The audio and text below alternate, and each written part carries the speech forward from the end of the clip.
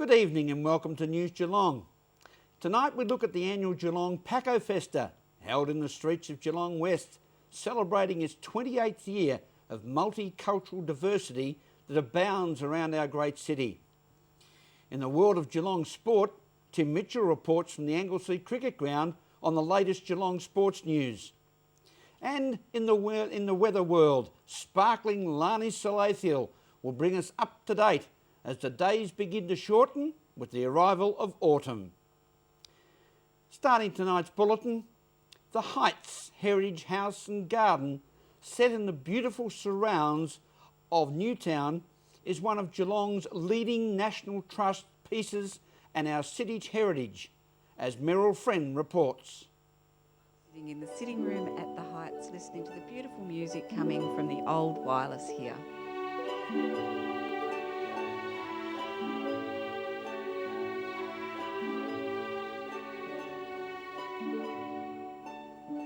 They erected this house in 1854. It's a German prefabricated house. It was the gold rush in the 1850s. It was very hard to find a builder. And so they imported this from Hamburg, Germany, as a temporary house, and they had plans drawn up later for a much grander place. And it's still here 150 odd years later. So how long has it been a National Trust building? Since 1975, the last owners were Charles Hipperson's grandson, Lewis White, and his wife, Marnie, and they didn't have any children, so they left it to the Trust in 1975. They both passed away then, and it's been a house museum ever since. Any government funding goes towards the Heights? The National Trust does get some money from the government. It's mostly for restoration works. The Heights has only had one major grant from the government. It was from the federal government, and it was $80,000, and that was in 2003. But one grant in 30 years isn't quite enough.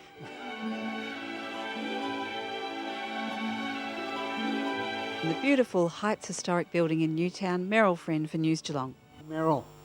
Beginning in 1982, the very first Paco Festa drew a crowd of 12,000 people. Last Saturday, 10 times that number from all walks of the community flocked to Packington Street, Geelong West, to be involved in the day of celebration of unity and harmony, as Meryl Friend reports. Paco Festa, and what a wonderful day it's been. Even though it's been a little bit overcast, there's crowds that are just growing all the time. Now in 1982 there were only 12,000 people here. Now there's over 110,000.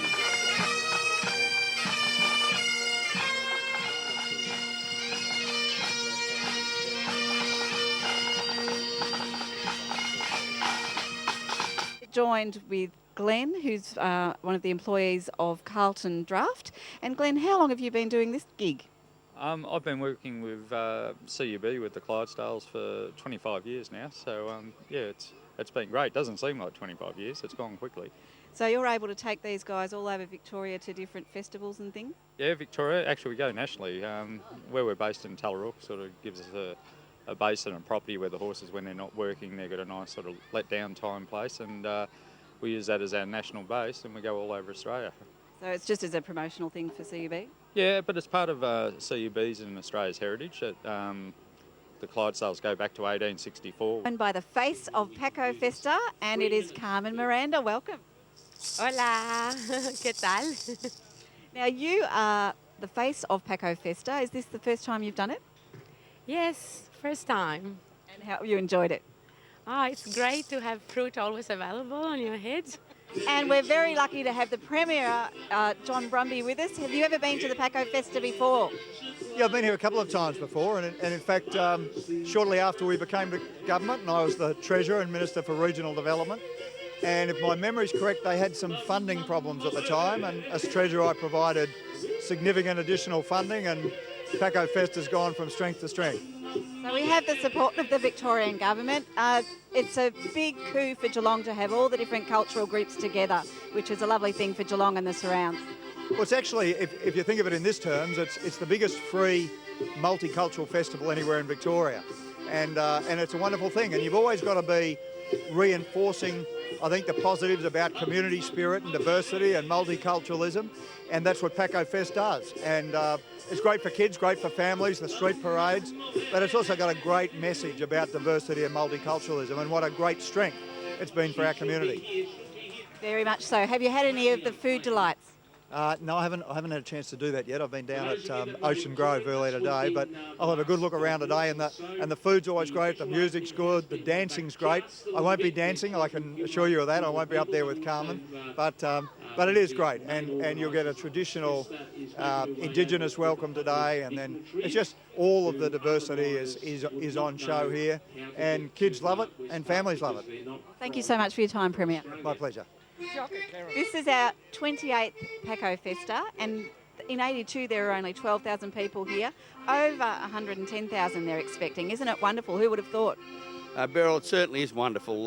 You know, there's no doubt a few years back, probably around 10 years ago, it was about dead. But went from a 2-day festival to a 1-day festival, and the city's major events underwrite it. They've got now a lady that runs it, and it's a fantastic day for Geelong.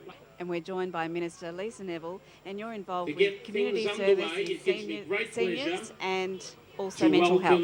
That's right, yes. And this is a great day. I think this is now my about 15th Paco Festa that I've been to, and they get bigger and better. And it's a real celebration of our community here, but also multiculturalism in Geelong. And, you know, I think we can be really proud of the way in which we, you know, all come together as a community here in Geelong. And this is a celebration of that each year. Meryl Friend, News Geelong. Thank you, Meryl. As we go to a break on News Geelong, we'll return with more after this.